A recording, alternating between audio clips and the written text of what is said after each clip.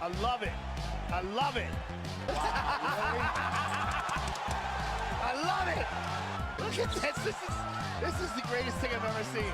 Hey, I'm not surprised.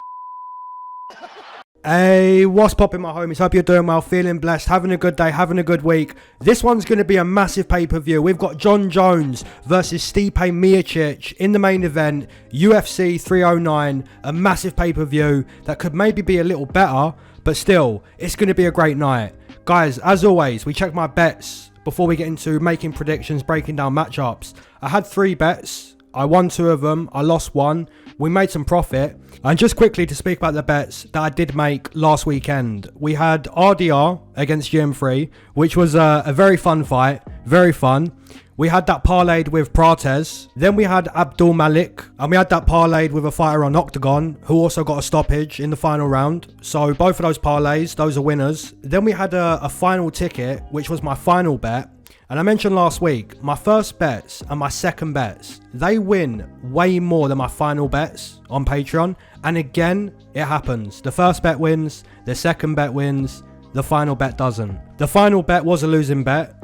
And guys, for anyone that saw Radic Rousel, I don't know how many of you saw Rousel versus Jack Maguire, but for anyone that saw that, please let me know in the comment section below what you thought of that. Like, oh my goodness. If you saw that fight, if you saw Rousel versus Jack Maguire, let me know in the comments. Just, how does that happen? Yeah, the parlay would have lost anyway on the final leg.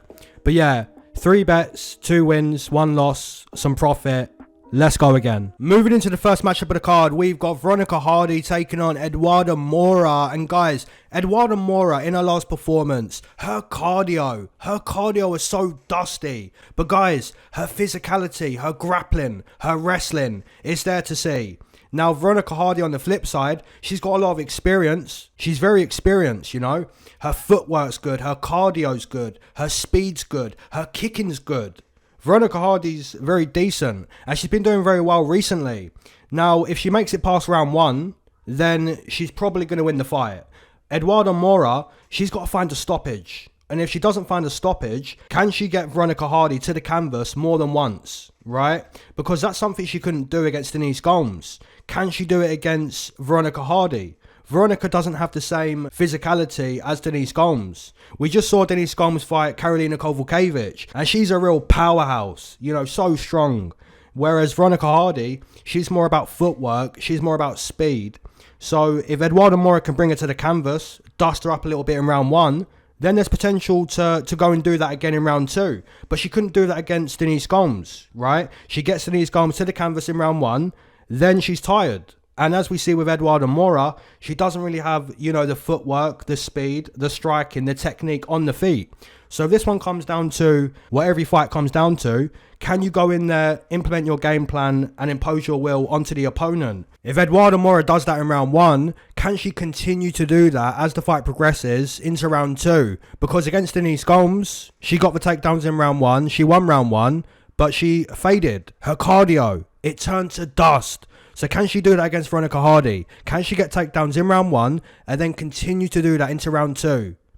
I'm going to say no. I'm going to say Veronica Hardy, with the footwork, with the speed, I think she gets it done. That's the pick. Moving into a very, very good fight, we've got Oban Elliott taking on Bassil Hafez. And this one's a tough fight to predict because Oban Elliott, he's so scrappy. You know, he's so tough. You're seeing that against Val Woodburn. And I said against Val Woodburn, he would get dropped in that fight. He'll get stunned in that fight. But he'll work his way back into the fight and win the fight. And he did. Then you're seeing against Preston Parsons. I actually took Oban Elliott as a slight underdog. I predicted he would win that fight as a slight underdog. And he did win. So guys, so far, Oban Elliott, he's looking good. He's looking real good. Even on the contender. He was an underdog on the contender. He gets it done. Now, Bassil Hafez, he's got big power and he can grapple. You're seeing against JDM on short notice. He nearly won that fight.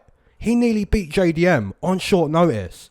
Then he goes in there against Gall and he destroys Gall. But there's moments in that fight against Mickey where Mickey's landing some powerful punches and the defense of Bassil Hafez, it kind of looks questionable. But that also shows that he's got heart. It shows that you can land your best punches against someone like Bassil Hafez and he's not going to go anywhere. he's going to stay in the fight. And that's something that Oban Elliott also does. So we've got a real dogfight. We've got a real scrap.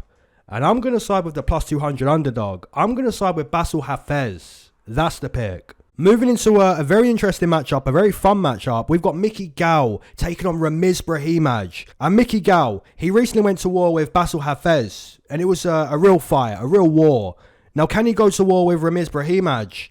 I mean, more than likely, if you keep this fight on the feet, if you're Gall, if you keep this fight on the feet, you should find more success against Ramiz Brahimaj than what you did against Bassil Hafez. And that fight against Bassil Hafez, it was so entertaining. It was so fun to watch. Now, Ramiz Brahimaj, he had some time away because he had a nasty spinal injury.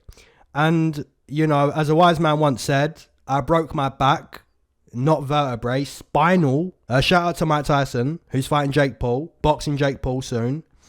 I'm going to side with Ramiz Brahimaj.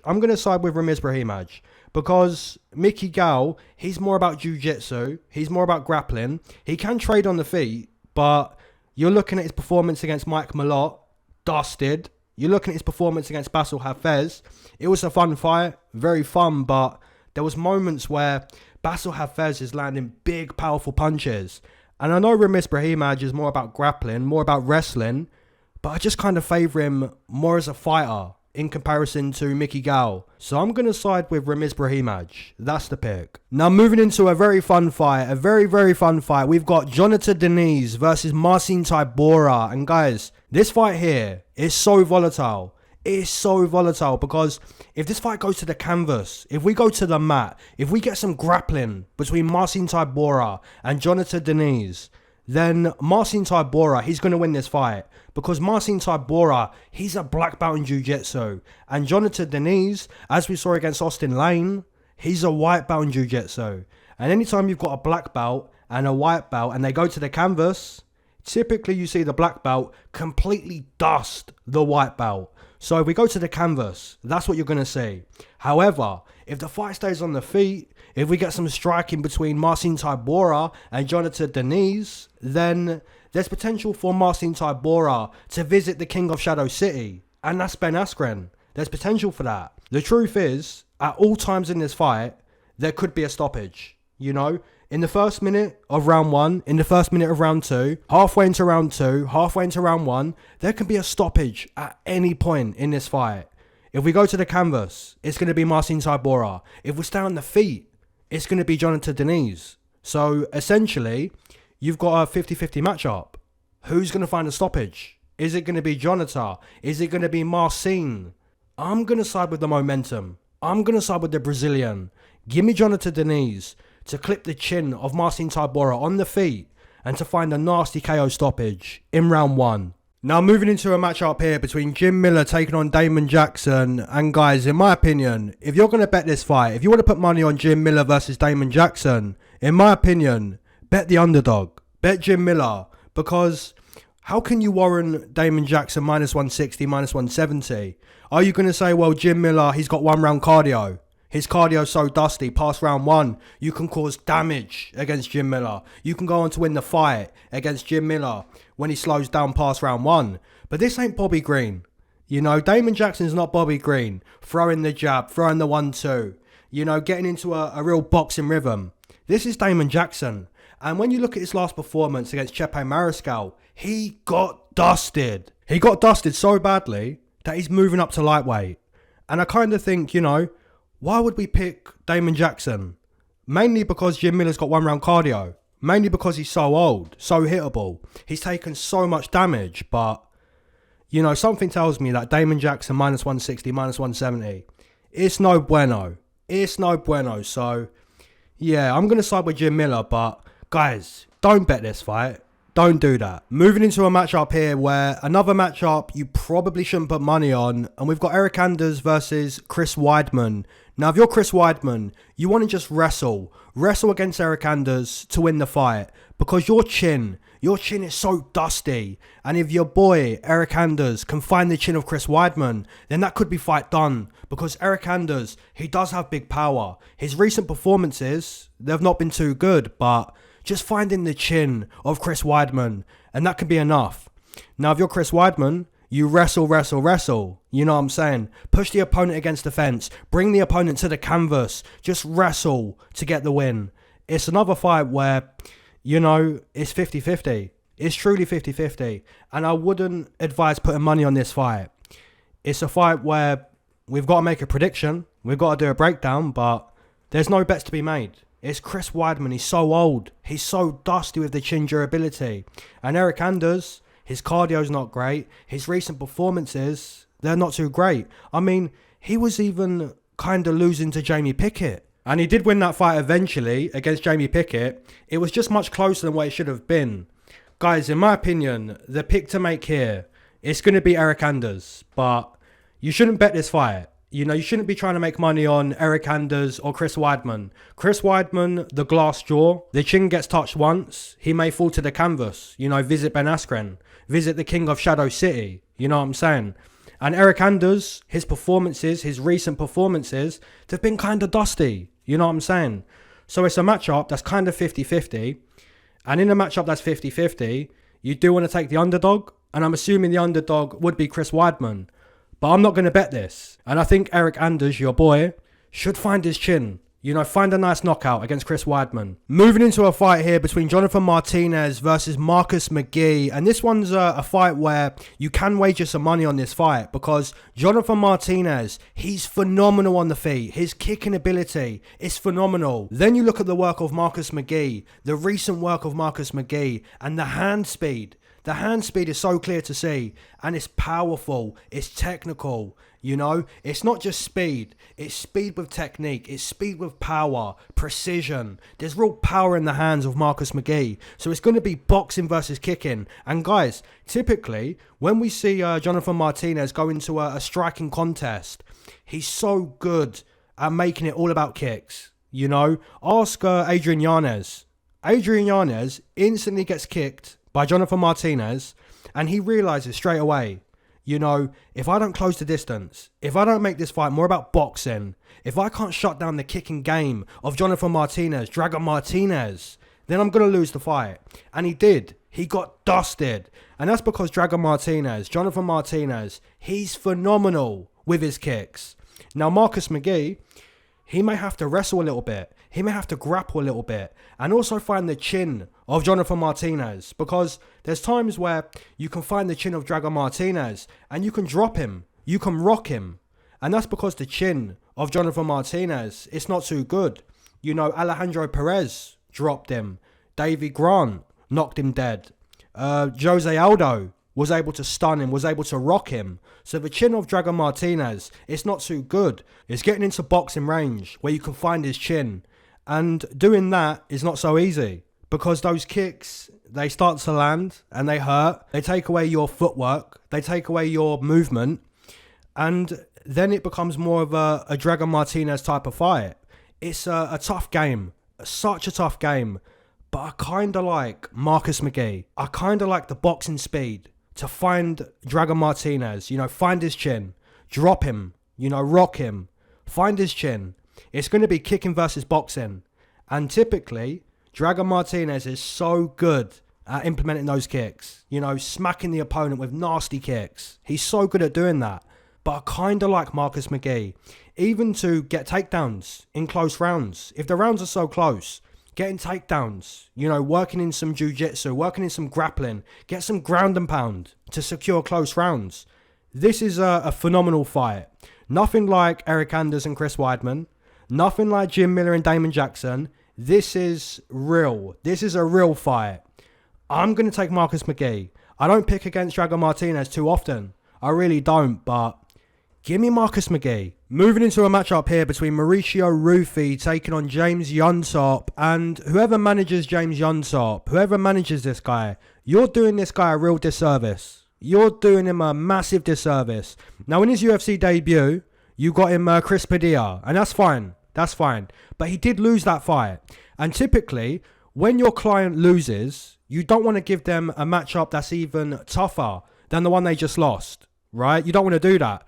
But the manager of James Llontop has done that. He gave him Slava after he lost to Chris Padilla. And Slava is better than Chris Padilla. So he lost to Slava. So that's 2 losses in a row for James Llontop. Now he's getting someone even better than Slava. So, I don't know what's going on there. The manager of James Llontop, you're doing like the opposite of what you're supposed to do. Your client loses. Now you're getting him even tougher matchups. What's going on? You know, you're supposed to give him layups, but he's not doing that. You've got Mauricio Ruffy. And Mauricio Ruffy, he's being compared to Conor McGregor. You know what I'm saying? So, Mauricio Ruffy, he's going to win the fight. That's the winner, in my opinion. But I don't think he's going to stop James Llontop. I don't think he's going to find a stoppage. I think it's going to be a nice win for Mauricio Ruffy on the scorecard. But in my opinion, whoever manages James Llontop, what are you doing? What are you doing, man? You get him Chris Padilla, that's fine. Then you get him a tougher fight than Chris Padilla. Now you're getting him an even tougher fight than Slava. What's going on there? You know, that's horrible management. Horrible. The winner, in my opinion, Mauricio Ruffy, on the scorecards. If you waited to smoke with me, amen. You've been smoking this whole time, double amen. If you're not a smoker but enjoy the smoke breaks, that's always been a triple amen, gang. Let's go. Guys, I've got a channel that I want to recommend. A channel that I think you should go over there and check this channel. You know, watch these videos and just check this channel out, you know. And that channel is going to be Brandon K. Brandon, he's so good at breaking down fights. He's phenomenal at breaking down fights. Guys, when I first started making videos, when I first got into, you know, breaking down fights, making predictions, all that good stuff, when I first got here, Brandon K, I learned so much from watching Brandon K, listening to Brandon K, and that's because his knowledge, his understanding of mixed martial arts and the gambling side of things, and also, you know, just calling a spade a spade. You know, when someone's a trash can, Brandon K will tell you that, you know, but he'll also inform you of, you know, the good information, the styles, what both fighters need to do. And in my opinion, pound for pound, Brandon K's, he's one of the best at doing it. In my opinion, probably the best at breaking down fights. His flow, it's effortless, you know, and it's crazy because he's got like 15 subscribers. You know, in my opinion, the best in the game, or one of the best in the game, Brandon K, with 15 subscribers. It should be 150,000. It should be 50,000, you know? And it's criminal. It's truly criminal. So, guys, listen, go over there, check it out, and I'm telling you, just listen to Brandon K. Listen to his breakdowns every single week, and you'll realize this guy's a G. This guy's an OG. He's been doing it for years. And there's no views. There's no subscribers over there. He's just made a channel. But guys, check it. Check out Brandon K. I'm telling you, Brandon K knows what's up. So yeah, go do that.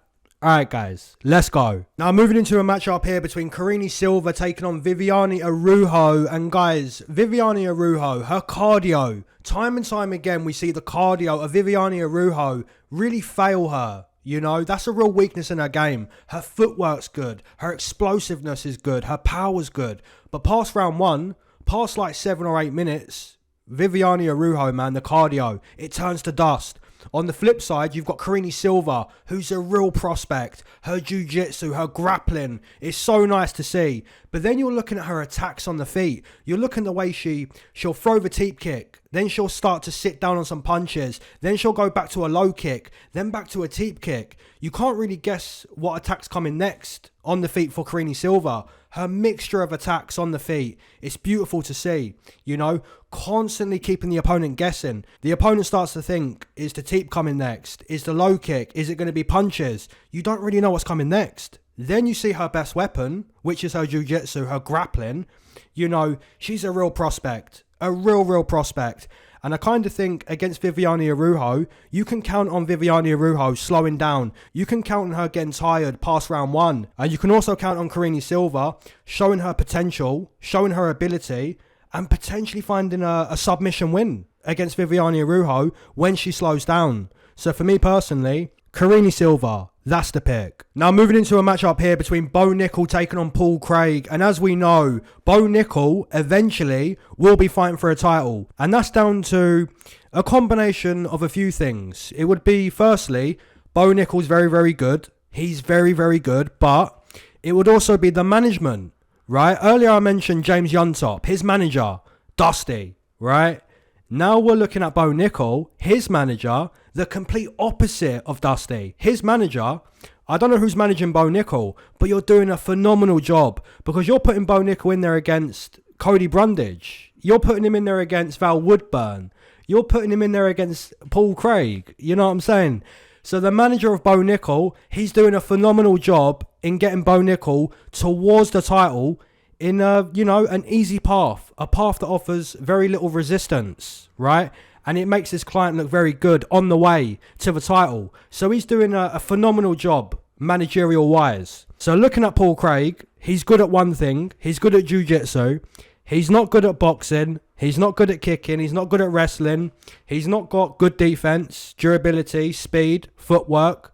He's not got a lot of things, but he does have jiu-jitsu. But against someone like Bo Nickal, Bo Nickal, he'll probably go to the canvas against Paul Craig.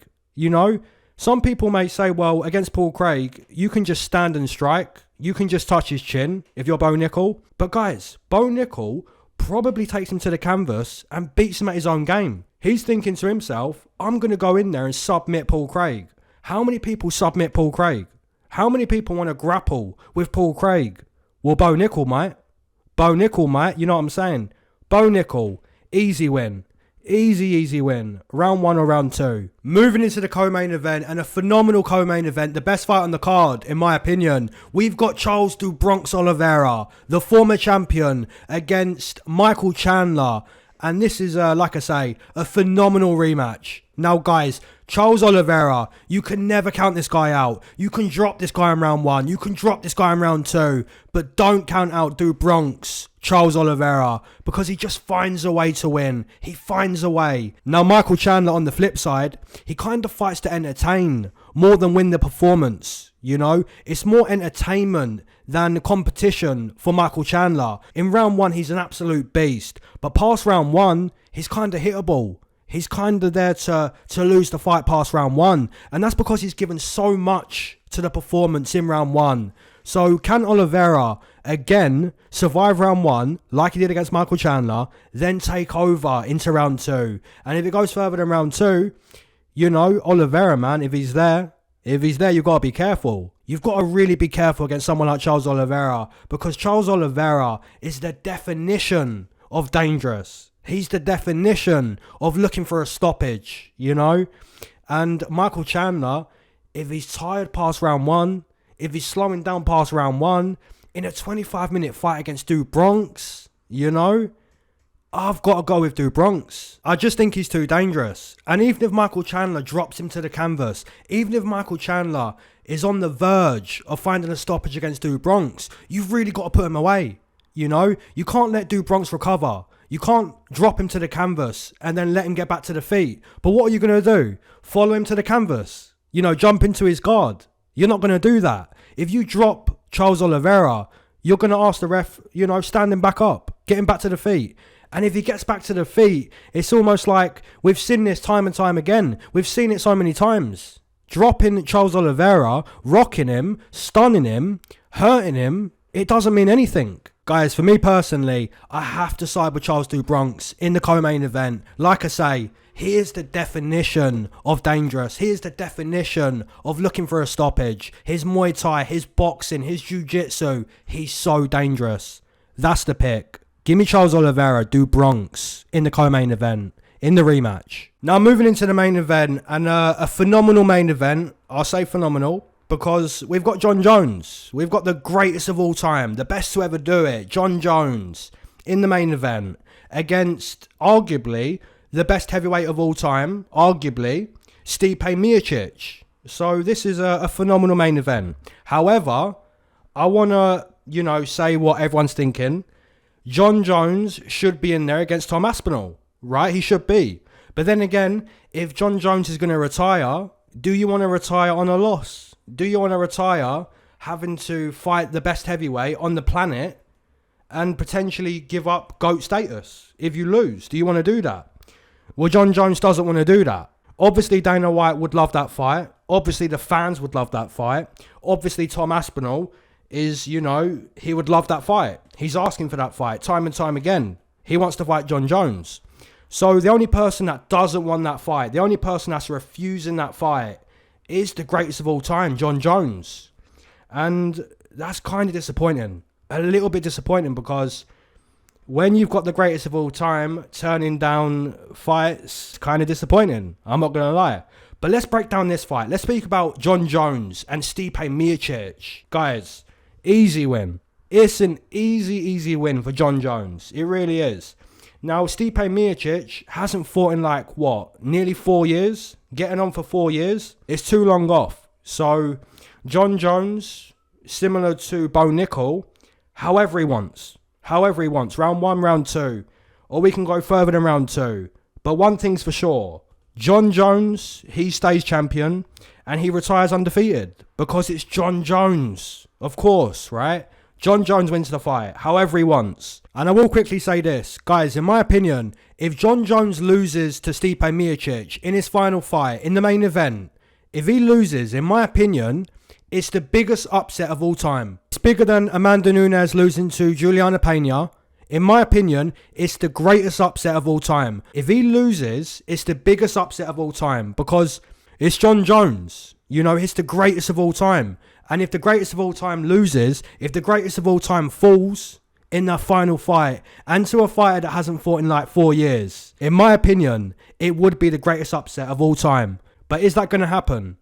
No. No way. Jon Jones, however he wants. Round 1, round 2. We can go further than round 2. But one thing's for sure. Jon Jones and still. So that was the breakdown for UFC 309. In my opinion, Jon Jones, an easy winner. As always, guys, drop down your main event, your co-main event, your Money City bets, your straight bets, your doubles, your parlays, all that good stuff. Drop in the comment section below. And as always, keep your eyes to the sky, never glued to your shoes. Peace.